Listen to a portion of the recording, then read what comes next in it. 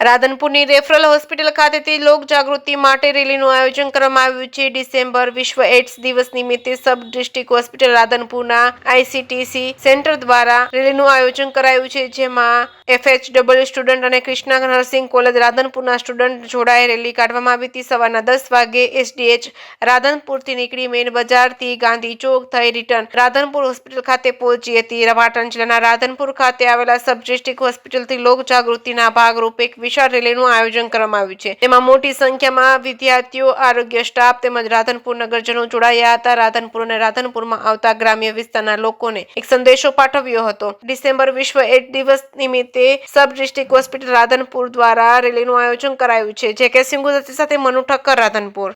આજે 1 ડિસેમ્બર આખા વિશ્વની અંદર વિશ્વ એડ્સ દિવસ તરીકે મનાવવામાં આવે છે। એના ભાગરૂપે રાધનપુર રેફરલ હોસ્પિટલમાંથી અમારા સ્ટુડન્ટ તથા પ્રાઇવેટ નર્સિંગ કોલેજના વિદ્યાર્થીઓ સાથે અમે રેલી કાઢી હતી।